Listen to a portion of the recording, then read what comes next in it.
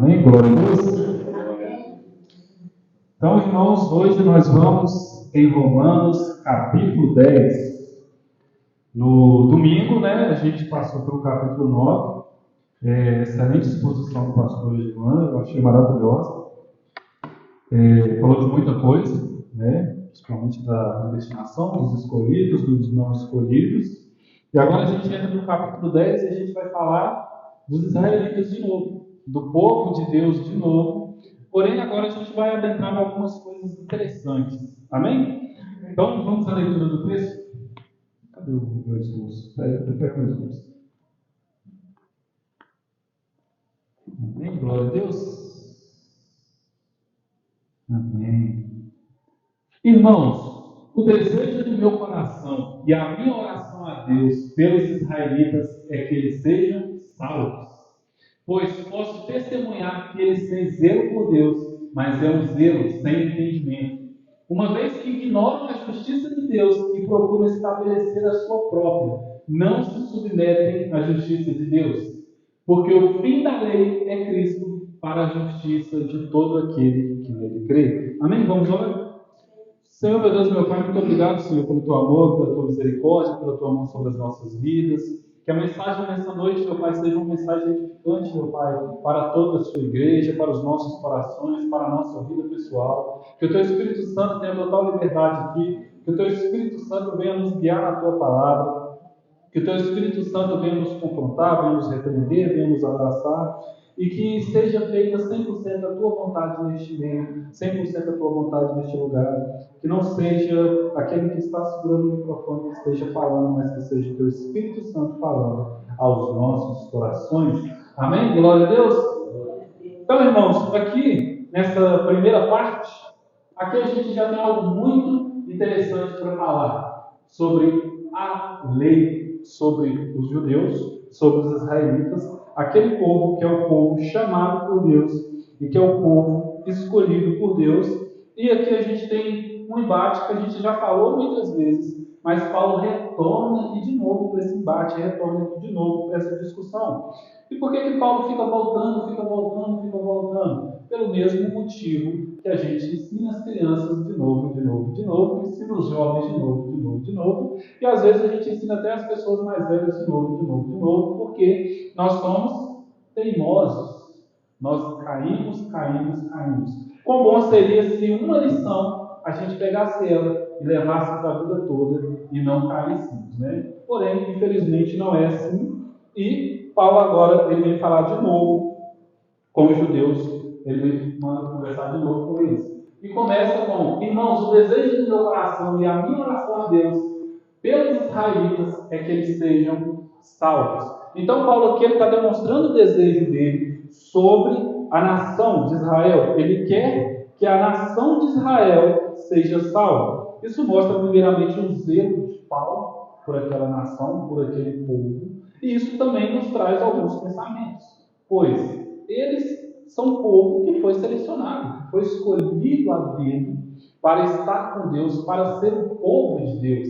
Eles são representantes do povo de Deus aqui na terra. Quando estava começando tudo, Deus olhou e falou: quero os israelitas para mim. Eles serão o meu povo, eles serão um povo que serão diferentes aqui na terra. Na célula, tanto na célula quanto na abertura do último domingo, eu lembro que eu li Êxodo 33, lá em Êxodo 33, Moisés fala algo maravilhoso, que é: como saberão que eu e o seu povo somos o seu povo sem a sua presença?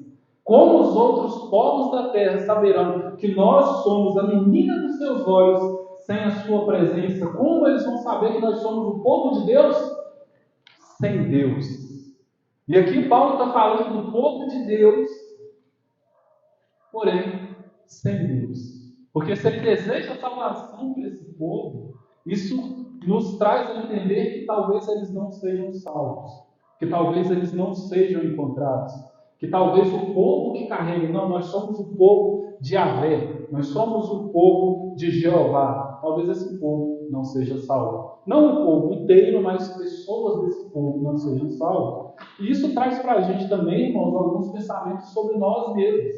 Porque nós temos o orgulho de carregar a alcunha de cristãos. Nós temos orgulho de carregar a alcunha de filhos de Deus. As pessoas lá fora, como a gente comentou 1000 vezes aqui, têm orgulho de falar: não, eu também sou filho de Deus. Não porque Deus, não porque eu creio em Jesus, tudo mais, tudo mais. Irmãos, somente ser chamado povo de Deus, somente carregar isso, não vai gerar salvação em nós. Somente dizermos que somos cristãos, isso não gera salvação. Somente ir para a igreja não gera salvação. Porque nós temos um povo aqui que foi tirado da terra do Egito, que atravessou o mar, que viu fogo descer do céu, que Deus fez milagres e milagres, maravilhas e maravilhas, profetas e profetas, mil e uma coisa acontecendo para esse povo, mil e uma coisa acontecendo, e está aqui Paulo: eu oro para que eles sejam salvos. Eu oro para que eles sejam salvos. Tem pessoas aí fora que Deus dá isso aqui, que Deus faz aquilo ali, que Deus ajuda ali, que Deus ajuda em outro canto, que Deus faz aquilo. A pessoa ela reconhece a mão de Deus sobre a vida dela, que outro, que outro, que outro, que outro. E pode ser que essa pessoa não seja salva. Pode ser que essa pessoa esteja na oração de Paulo, como está nas nossas orações. Talvez não seja salva. E isso, só isso aqui, irmãos, é algo para a gente refletir sobre nós mesmos. Será que nós também não podemos nos encaixar aqui nesses israelitas?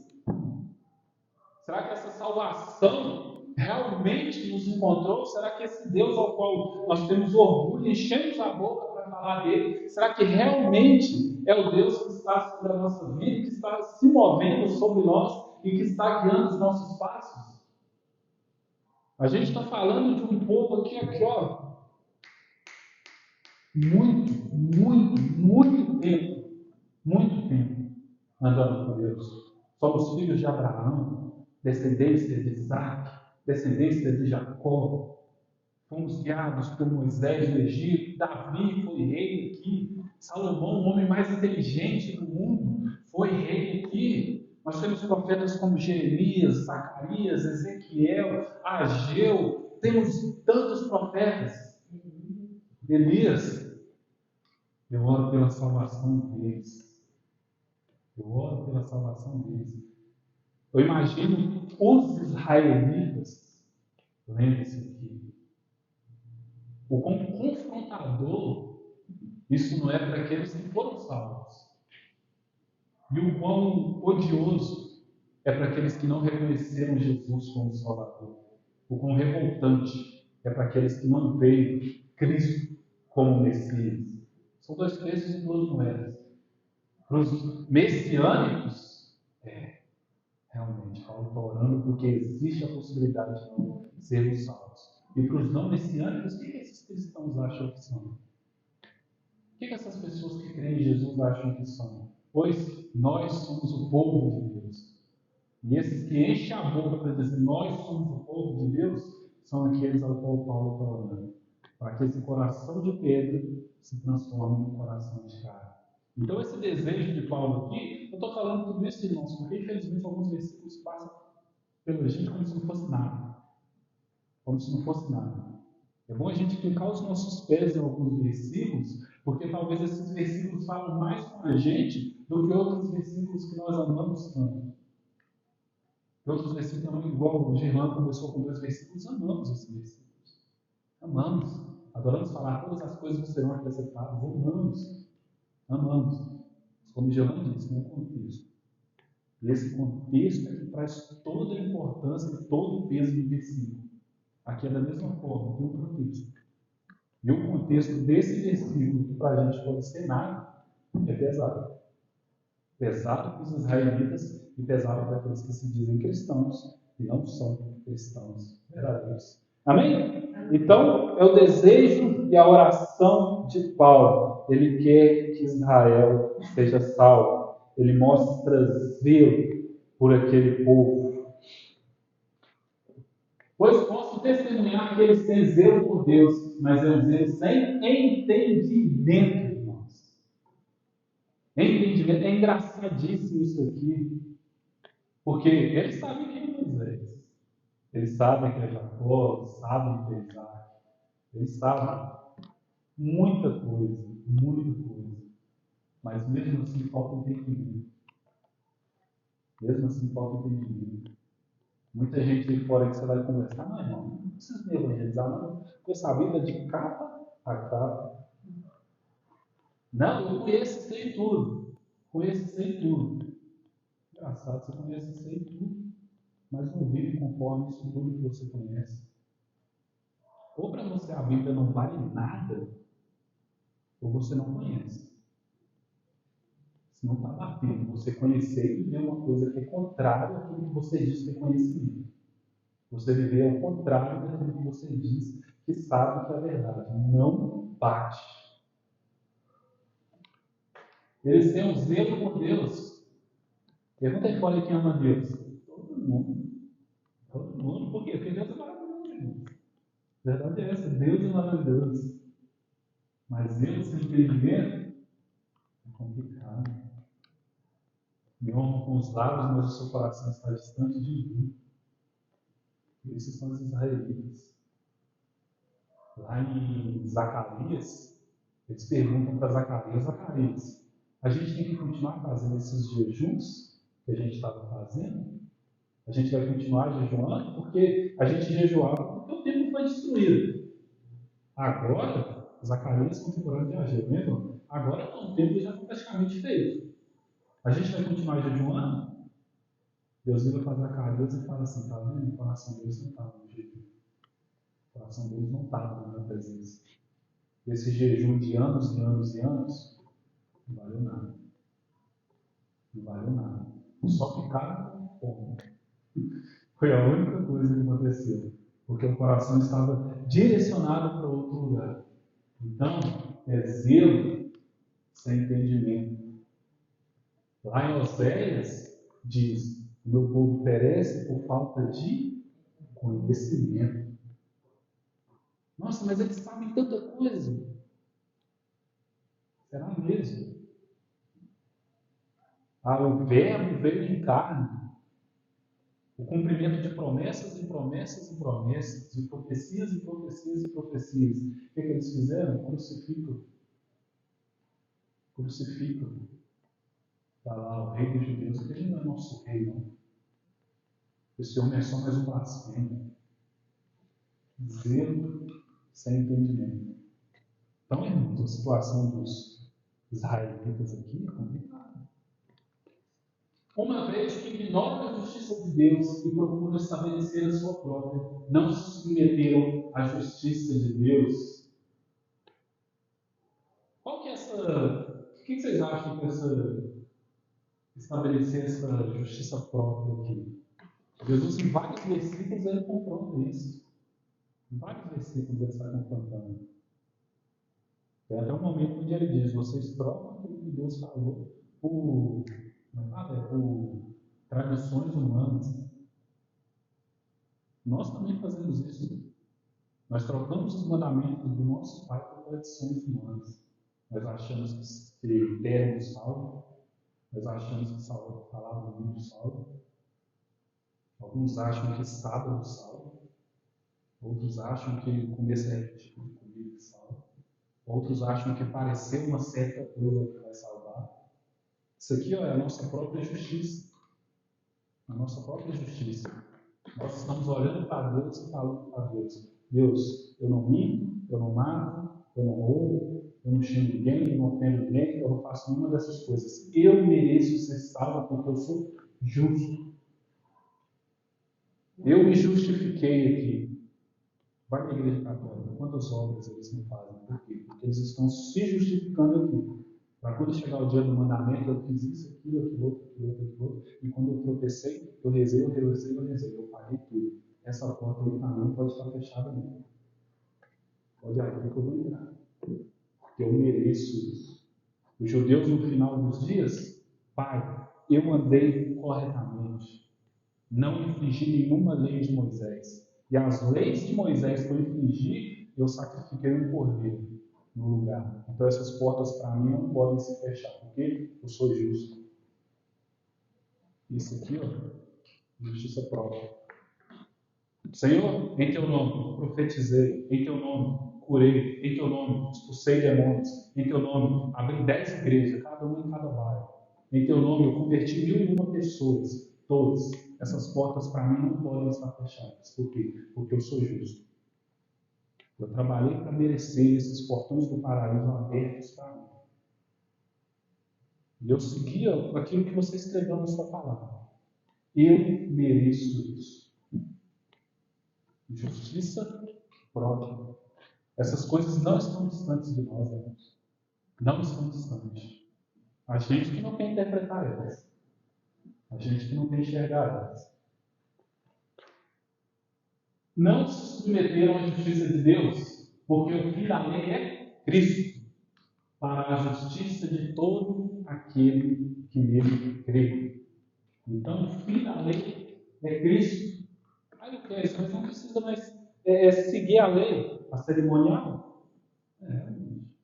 Cerimonial não. A gente aprende muita coisa com a lei cerimonial. Mas seguir ela, realmente, não precisamos. A lei, como é que é o nome da outra lei? Lei cerimonial, lei moral, lei sacerdotal, não. Tem mais outra coisa. Lei civil? A lei civil até que não. Também não. Mas a lei moral é essencial. A lei moral a gente tem que abraçar ela assim. O fim da lei é quem? Cristo. E Cristo, o fim da lei, diz: o resumo dos 10 mandamentos, esses dois aqui que eu estou deixando para vocês. Esses dois aqui. Esses dois que eu estou deixando para vocês é o resumo da lei. Então não preciso mais seguir os 10 mandamentos? Não, o fim da lei. Deixou a lei? O que eu vou fazer? Eu vou seguir aquele que ele está falando. Eu vou seguir. Aqui tem algo mais profundo. Ele é o fim da lei. Como assim o fim da lei? O fim da lei que iria nos jogar no inferno. É esse fim da lei que ele é. Porque quando a lei e a carne se juntaram sobre nós, tudo que restou para a gente foi condenação. Tudo que restou para a gente foi condenação. Os judeus, eles vivem o quê? Lei e carne. Lei e carne. Eu jejuo, olho para os meus olhos como é que eles estão fundos de tanto jejum que eu faço. Estou seguindo a lei. Honro meu pai e minha mãe. Estou seguindo a lei. Senhor, quão bom que eu não sou igual a esses pecadores. Estou seguindo a lei. Sabe o que é isso? É a carne falando, apontando a lei, e a lei apontando para a carne falando. Você não está fazendo corretamente, não. Quando junta a lei e a carne, condenação. Todos aqueles que tentam ser salvos pela sua mão, pela sua força, por aquilo que conhece, vão ser jogados no lago do fogo do inferno. Porque a lei, junto da nossa carne, é condenação. A lei, junto de Cristo, é graça, é justificação e é salvação. Ele é o fim da lei, mas nós não ignoramos a lei, porque ele nos mostra a lei também, ele nos apresenta a lei. Agora, infelizmente, os judeus eles não conseguem entender isso aqui. Porque o fim da lei é Cristo, para a justiça de todo aquele que nele crê. Cristo. Cristo é a justiça. Amém?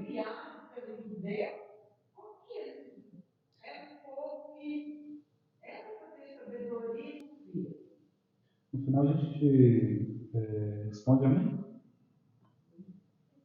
Então, a lei, ela é o fim da lei. É em Cristo, não só não em anular a lei, mas em cumprir a lei. O fim da lei é Cristo também, porque Cristo, ele cumpre a lei. Amém, irmãos? Vamos ler do 5 ao 13 aqui. Moisés descreve a justiça que se baseia na lei desta forma: o homem que praticar essas coisas viverá por meio delas, mas a justiça que vem da fé diz: não diga no seu coração quem subirá do céu, isto é, para fazer Cristo descer, ou quem descerá ao abismo, isto é, para fazer Cristo subir dentre os mortos. Mas o que ela diz?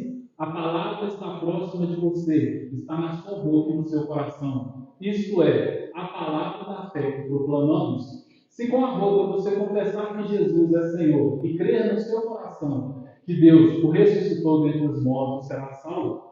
Porque com o coração se crê para a justiça e com a boca se confessa para a salvação. Pois a Escritura diz: todo aquele que nele confia jamais será envergonhado. Portanto, não há diferença entre judeus e gregos, porque o mesmo Senhor de todos abençoa generosamente todos os que o invocam. Pois todo aquele que invocar o nome do Senhor será salvo. Amém? Glória a Deus.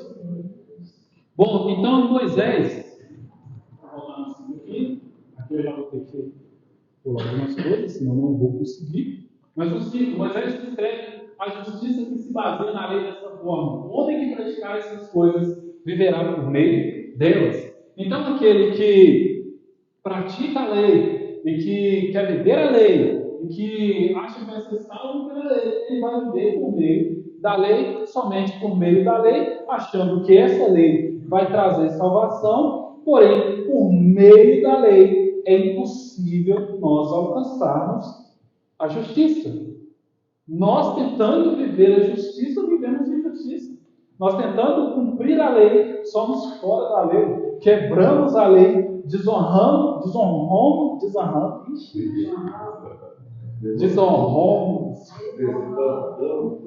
vocês entenderam aí.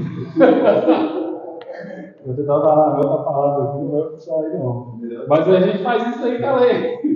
Entendeu? Nós fazemos isso com a lei. Então, para o homem caído, é impossível cumprir verdadeiramente a lei. Então, Moisés descreve a justiça da lei, mas para nós é impossível vivermos a justiça da lei. Amém? Vamos ler os 6 a 8.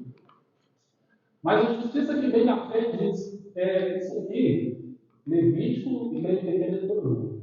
Mas a justiça que vem da fé diz: não diga no seu coração quem subirá ao céu, isto é, para fazer Cristo descer, ou quem descerá ao abismo, isto é, para fazer Cristo subir dentre os mortos. Mas o que ela diz? A palavra está próxima de você, está na sua boca e no seu coração. Isto é, a palavra da fé que proclamamos. Ou seja, Cristo já desceu e Cristo já subiu. A obra está consumada por meio de Cristo Jesus. O que era necessário ser feito, Cristo fez. O que era necessário se cumprir, Cristo cumpriu. Então não adianta a gente pegar os 10 mandamentos, ou a gente pegou os 10 mandamentos aqui, eu vou seguir isso aqui certinho. Vou ler Levítico, vou seguir. Vou ler Deuteronômio, vou seguir, vou fazer aquilo. Você está cuspindo em Cristo. Você está ignorando Cristo totalmente. Infelizmente, tem pessoas que ignoram Cristo totalmente por causa dessas coisas. E aí, junto dessas coisas, vem os usos e costumes, aí piora. Aí estamos ignorando Jesus, ignorando totalmente Ele e caminhando pelas nossas pernas. Os judeus ao qual Paulo está orando para que encontrem salvação são os judeus que estão vivendo por Levítico, vivendo por Deuteronômio e ignorando Cristo. Que, como eu falei aqui, no descer, ele desceu, no subir, ele não subiu. No cumprir, ele cumpriu totalmente todas as coisas. Então não é necessário vivermos pela nossa mão. A justiça, a justificação da fé não depende do esforço humano. Em resumo, não depende, mas depende somente de Cristo Jesus. Vamos no 10? Se com a boca você confessar que Jesus é Senhor e crer no seu coração que Deus o ressuscitou dentre os mortos, será salvo. Porque com o coração se crê para a justiça e com a boca se confessa para a salvação. Aqui tem duas atitudes nossas. Confessar com a boca que Jesus é o Senhor. Jesus Cristo é o Senhor. Jesus Cristo é o meu Senhor. Eu sou dele, eu sou propriedade dele. Ele é o meu Senhor. Ele é o meu Pai. Ele é quem detém as minhas atitudes, as minhas palavras. O que eu sou é de Cristo. E eu confesso isso com a boca. Porém, o meu coração tem que crer nisso, tem que acreditar nisso. Quando nós falamos essas coisas, tem que haver crença em nós. Tem que haver verdade em nós. Jesus Cristo é o meu Senhor. E eu creio 100% que Ele é o meu Senhor. E eu me entrego 100% para Ele, que é o meu Senhor. e temos que crer que Deus o ressuscitou dentre os mortos, e assim seremos salvos. Porque com o coração se crê para a justiça e com a boca se confessa para a salvação.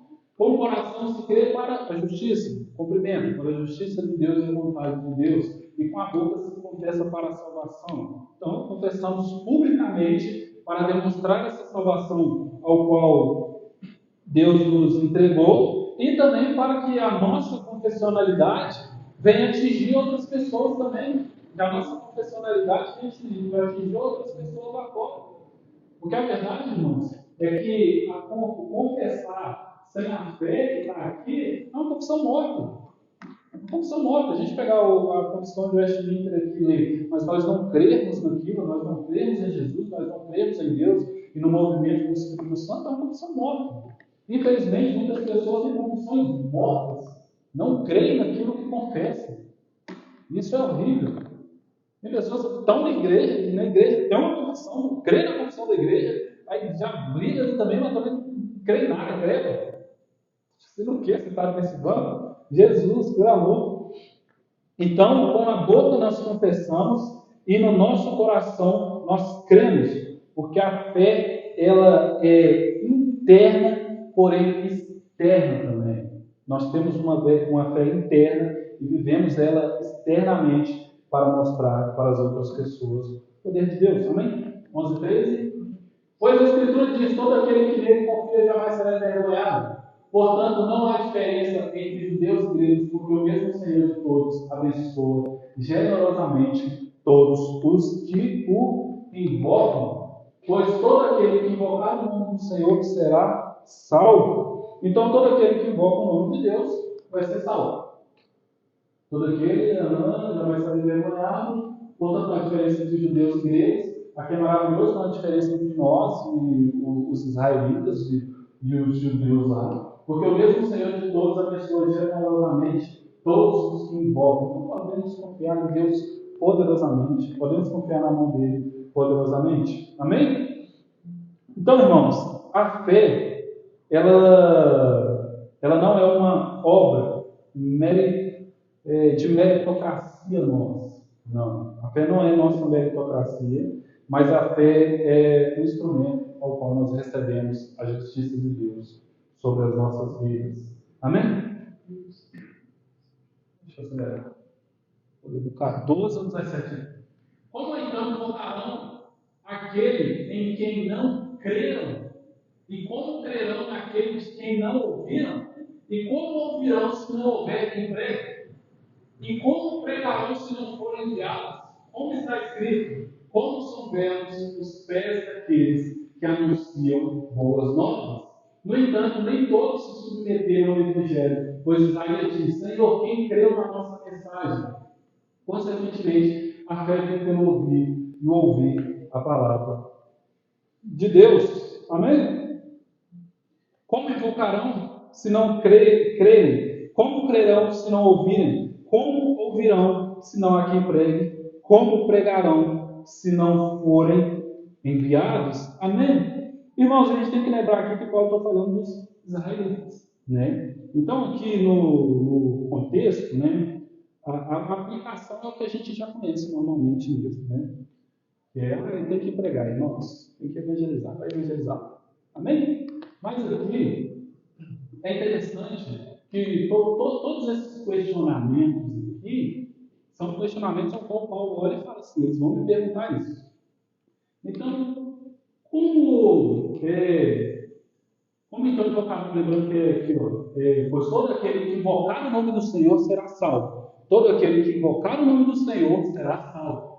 Como invocarão aquele em quem não creram, e como crerão naquele de quem não ouviram, e como ouvirão se não houver quem pregue? E como pregarão se não forem enviados? Então, questionamento atrás de questionamento, atrás de questionamento, atrás de questionamento. E aí Paulo ele vem responder, como está escrito: como são belos os pés daqueles que anunciam as boas novas. No entanto, nem todos se submeteram ao Evangelho, pois Isaías diz: Senhor, quem creu na nossa mensagem? Consequentemente, a fé vem pelo ouvir e ouvir a palavra de Cristo. Mas eu pergunto, eles não ouviram? Claro que sim, a sua voz ressoou por toda a terra, as suas palavras até os confins do mundo. Mais uma vez pergunto: será que Israel não entendeu?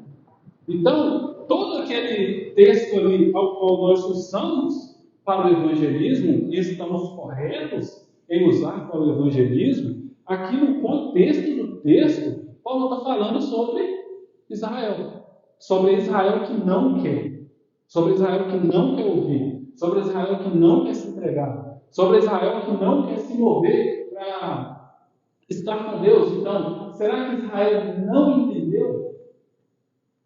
Porque tudo aquilo ali que veio de questionamento, tudo aquilo ali aconteceu. Tudo aquilo aconteceu ali. Em primeiro lugar, Moisés disse: farei que tenham ciúmes de quem não é meu povo. Eu provocarei a ira deles por meio de uma nação insensata. Então aqui, eles não creram, não acreditaram, não se moveram dessa forma. E aí Deus vem aqui, a partir de Moisés: farei que tenham ciúmes de quem não é meu povo.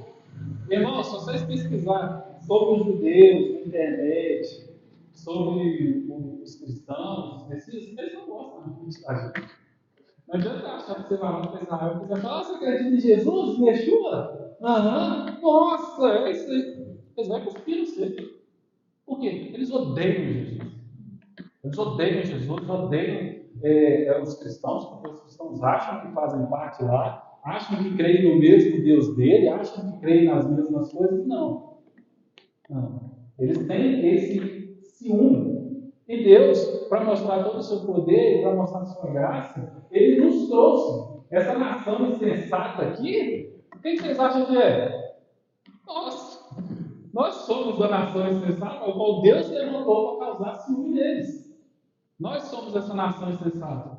Mas por que Deus fez isso? Porque eles não quiseram. Porque eles não quiseram. Eles não aceitaram o Messias. Eles não aceitaram o Evangelho. Eles não aceitaram a vontade do Pai. E nós fomos levantados. Depois Isaías diz ousadamente: fui achado por aqueles que não me procuravam, revelei aos que não me perguntavam por mim. Quem são esses? Nós. Nós somos esses. Fui achado por aqueles que não me procuravam. Vai ver lá fora se realmente, se o mundo procurava Deus, principalmente naquela época. Você acha que o Brasil ficava assim, não, que Deus de Israel vai chegar aqui? Os índios, tudo lá, não, Deus de Israel vai chegar aqui. Os alemãos, ai, esse negócio, todo para Deus chegar aqui para assim mesmo. Não, não, mas fui achado por aqueles que não me procuravam. Nós mesmos, no nosso tempo de insensatez, ao qual nós não queremos Deus, nós não procurávamos. E Ele revelou para a gente. E Ele se revelou para nós. Então aqui é um diálogo voltado para o povo de Israel. É um diálogo que envergonha o povo de Israel. É um diálogo que envergonha eles. Envergonha eles porque procurei a ira deles por meio de uma nação insensata. O Senhor veio atrás de uma nação insensata. Mas Deus, nós conhecemos Abraão, conhecemos Isaac, conhecemos aquilo outro. Quer saber? Eu vou atrás de uma nação insensata. Para mostrar para vocês que eu sou Deus. Vocês dependem de mim. Porém, vocês estão achando que vocês dependem de vocês mesmos. Que a salvação depende de vocês mesmos, que depende do cumprimento da lei por vocês mesmos. Vocês criaram outro Deus, praticamente. E por isso ele veio atrás de nós. A respeito de Israel, porém, ele diz: o dia todo estendia as minhas mãos a um povo desobediente e rebelde. Está vendo que eu sou em cima desse? Está vendo que eu sou em cima desse? Só em cima desse. Então, eu estendi as minhas mãos o dia todo, estendi vocês. Lembra dos 400 anos? Quantas vezes Deus não levou a mão dele para aquele povo? Pega o livro de Juízes. Nossa, no livro de Juízes você estressa lendo o livro de Juízes. Porque Deus levanta um juiz para cuidar do povo, resolve o problema. Passa um tempo, o juiz morre, o povo vira as costas para Deus de novo. Você olha assim e fala, que isso? Tá bom. Aí Deus levanta do juiz, resolve o problema do povo. O juiz morre, o que acontece? O povo volta de novo para o mesmo caminho. É só isso no livro de Juízes. Até que no capítulo 19 para frente, você nem vê mais Deus ali. Você nem vê mais Deus agindo, porque o povo foi tão desobediente, mas tão desobediente, mas tão desobediente, que Deus nem quis mais levantar juízes, porque se levantasse os juízes, o povo ia cair de novo. Então Deus, durante toda a história de Israel, Deus foi estendendo a mão para eles, porém um povo desobediente e rebelde. Pergunto, pois, acaso Deus rejeitou o seu povo? Então nós estamos falando aqui que eles não são legais, né, com Deus. Mas Deus rejeitou eles, Deus olhou assim e falou, não aguento mais, eu não aguento. Esses homens bateu na cara de Jeremias, esses homens fez Isaías entrar em depressão, e esse povo estressou Moisés, tanto que Moisés bateu na rocha, não deu para deixar Moisés entrar lá na terra prometida. Esse povo estressou todos os profetas que eu mandei. Não aguento esse povo. Foi isso que Deus falou, não aguento mais, não aguento. Crucificaram meu filho. Crucificaram meu filho. Não aguento esse povo. De maneira nenhuma. Eu mesmo sou israelita, descendente de Abraão, da tribo de Benjamim. Só que Paulo já falou, gente, eu mesmo sou um deles. E eu sou puro, como o Gelan gosta de falar. Sou de raça. Sou descendente de Abraão, da tribo de Benjamim. Que é israelita, mas israelita aqui, eu sou israelita ao quadrado. Eu mesmo sou. Então, eu estou bom, desculpa.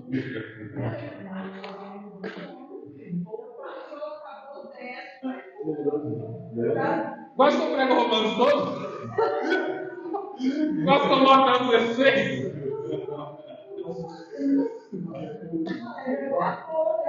É porque eu abandonei os cursos no meio da pregação. Eu falei, sabe mais disso aqui não, tá ruim demais. Porque já entrou tudo, né? Nossa. Quase que eu vou dar uma carteira.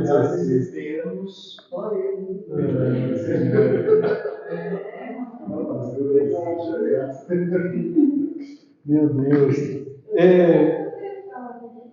Irmãos, no verso 1 ao 4, Deus falou sobre o fracasso da justiça própria do homem. Amém? Estou deixando resumir aqui esse versículo, fica mais fácil. O fracasso da justiça própria, da justiça humana, e o zelo em conhecimento que não salva. Do verso 5 ao 13, a justiça que vem pela fé. Cristo cumpriu tudo e recebemos tudo isso que Cristo cumpriu pela fé. Do 14 ao 17, o meio da salvação, que é a pregação, que a fé vem pelo ouvir e ouvir a palavra de Deus. Essa parte que eu pulei porque eu queria entrar no contexto mesmo. E do 18 ao 21, a soberania de Deus na eleição e na rejeição. Ele salva quem quer, mesmo nós, gentios, improváveis. Amém? Então aqui, irmãos, o capítulo 10 é literalmente o diálogo de Deus com os israelitas. E a gente vai vendo que vai passando os versículos, aquilo ali vai ficando cada vez mais pesado. Foi ficando cada vez mais pesado, até que finaliza aqui, ó. O dia todo estendia as mãos a um povo desobediente e rebelde. Então, nesse diálogo aqui do capítulo 10, o final aqui, ó. Um povo desobediente e rebelde, ao qual eu estendi a mão. Isso aqui, irmãos, que nós hoje em dia usamos para evangelismo, obrigar os outros, sabe? A Bíblia fala assim. Cadê? Aqui, ó, a gente usa muito. Isso aqui tudo aconteceu lá, irmãos. Mas mesmo assim eles continuaram da mesma maneira. Não quiseram. Como invocarão aquele que não creram? Porque todo aquele que invocar o nome do Senhor será salvo. Mas como vão invocar se eles não crerem? Isso aqui é o cerne praticamente. Como eles vão invocar se eles não crerem? Como crerão daquele de quem não ouviram? Eles não ouviram, irmãos, eles ouviram até demais. Ouviram muito, muito muito mesmo. E como ouvirão se não houver quem pregue? Os comerciantes pregavam, aqueles que converteram pregavam, os apóstolos pregaram, as igrejas foram abertas, foi pregado, foi apresentado. E como pregarão se não forem enviados? Foram enviados vários. Paulo, Barnabé, Marcos que correu depois que viu que ia apanhar muito. Todos foram enviados, todos. Então, quem vê no estudo de Gálatas sabe. Marcos correu, falou: eu vou sair apanhando em todo lugar, tacando pedra em mim. Eu vou ficar tranquilo. Foi lá escrever o Evangelho de Marcos, que é maravilhoso. Né? Então, aconteceu tudo. Porém, infelizmente, mesmo que não acontecesse tudo aquilo ali, um povo desobediente e rebelde. Amém? Então, Jean vem pregar o capítulo 11, no domingo. Já comecei já, né? Do jeito que eu estava tranquilo, irmão, eu devia ser do jeito que eu estava. Já entrou no assunto, porque é um assunto só, né? Praticamente. Exatamente, aqui capítulo versículo, a gente colocou foi, não tem? Não. Eu achei que foi pequeno. A minha dúvida eu tirei ela depois. Amém. E é igual o Jean falou, o capítulo e versículo foi criado depois, irmãos. É tudo um diálogo só. Deus é como escolhido. Deus, agora eu vi aí que Deus escolheu mesmo, Deus não escolheu. O problema é esse, né? Eu ia perguntar. Amém, glória a Deus. Amém, vamos orar? Senhor, meu Deus, meu Pai, muito obrigado, Senhor, pelo teu amor, pela tua misericórdia, pelo amor sobre as nossas vidas. Que nós venhamos, meu Pai, ter um final de semana abençoado, meu Pai. Abençoa aqueles que vão trabalhar ainda na quinta, vão trabalhar na sexta, no sábado, no domingo. Abençoa eles, meu Pai, dá força, que ele precisa. E venhamos guiar, meu Pai, mediante tua vontade, teu querer, que a tua igreja esteja, meu Pai, nos caminhos ao qual o Senhor deseja. Que nós não venhamos, meu Pai, fugir da tua vontade, fugir da tua palavra e fugir daquilo que o Senhor quer para nós, meu Pai. Mas que nós sejamos obedientes à tua vontade, à tua palavra e a tudo aquilo que o Senhor tem apresentado para nós. Cuida de nós, abençoa nós na volta da nossa casa, nos abençoa no nosso trabalho, nos abençoa junto das nossas famílias e que o Senhor, meu Pai, seja Senhor sobre nós. Amém. Amém? Glória a Deus. Sexta-feira, continuação do